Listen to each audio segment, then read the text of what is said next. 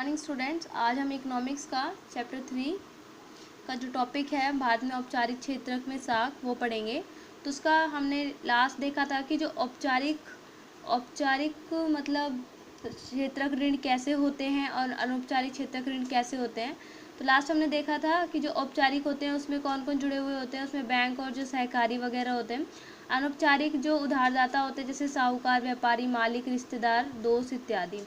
उसके बाद हमने देखा कि जो औपचारिक की जितनी भी कार्यप्रणाली है वो रिजर्व बैंक उस पर नज़र रखती है। आज हम आगे पढ़ेंगे।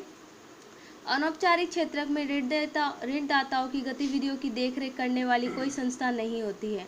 तो कह रहे हैं कि जो अनौपचारिक क्षेत्रक होते हैं वहाँ पे कोई भी नहीं होता है जो ऋणदाताएँ होते हैं उनकी देखरेख कर सकें।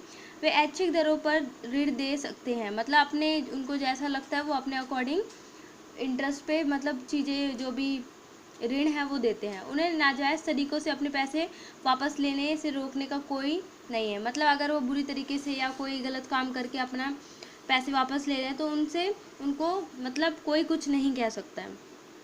अनौपचारिक ऋणदाताओं की तुलना में अनौपचारिक क्षेत्रक के ज़्यादातर ऋणदाता कहीं अधिक ब्याज वसूलते हैं, इसलिए अनौपचारिक ऋण कर्जदाताओं को अधिक महंगा पड़ता है। तो बता रहे हैं जो औपचारिक ऋणदाताओं की तुलना करें अनौपचारिक क्षेत्रक से तो क्या होता है, दोनों का अगर हम वो देखें ब्याज वसूलने जो ब्याज होती है वो औपचारिक में क्या होता है, जो बैंक वगैरह होती है कम ब्याज पे लोगों को लोन प्रोवाइड करती है, पर जो अनौपचारिक में है वहाँ पे कोई भी है जो भी रिश्तेदार है या फिर जिससे भी जाने पहचाने जिससे भी कर्ज ले रहे हैं वो ज़्यादा अधिक ब्याज पे मतलब वसूल जो चीज़ें हैं ऋण हैं ज़्यादा अधिक ब्याज पे वो चीज़ें वसूलते हैं, पैसा लेते हैं वापस, इसलिए अनौपचारिक ऋण कर्जदाता को अधिक महंगा पड़ता है।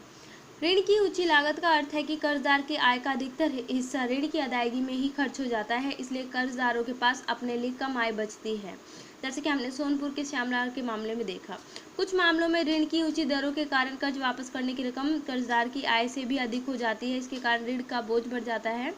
जैसे कि हमने सोनपुर की रमा के मामले में देखा और व्यक्ति ऋण जाल में फंस जाता है। तो क्या है, हमने 2 केस देखे थे जिसमें क्या था, एक केस था जो श्यामलाल का था, दूसरा जो था वो सोनपुर की रमा का था। तो क्या है, जो ऋण होता है कई बार क्या होता है बहुत ज़्यादा, जैसे जो आय आ रही है उसमें से ज़्यादा हिस्सा अगर अनौपचारिक ऋण ले रखा है तो आय में से बहुत ज़्यादा हिस्सा ऋण के लिए मतलब कर्ज को वापस करने में रकम अदा करने में ज़्यादा लग जाता है, और जो मूल जो हमारे पास वेतन है उसको वेतन में से ही उसे देना पड़ता है। पर क्या होता है, जो अब ज़्यादा से ज़्यादा हिस्सा वेतन का कर्ज में जा रहा होता है तो वेतन कम ही मिल पाती है। दूसरा केस था कि कई बार क्या होता है, ये कर्ज इतना ज़्यादा हो जाता है कि वो वेतन से भी ज़्यादा हो जाता है, तो इस तरीके से वो जो व्यक्ति है वो ऋण जाल में फंस जाता है। ऐसे ही संभव है कि जो लोग कर्ज लेकर अपने उद्यम शुरू करते हैं वे ऋण की अधिक लागत को देखकर पीछे हट जाते हैं। तो इसलिए क्या होता है, जो लोग सोचते हैं कि हम अपना नया कुछ उद्यम बिजनेस वगैरह शुरू करेंगे तो वो लोग देखते हैं कि इतना ज़्यादा ऋण है तो इसको देख के वो लोग पीछे हट जाते हैं।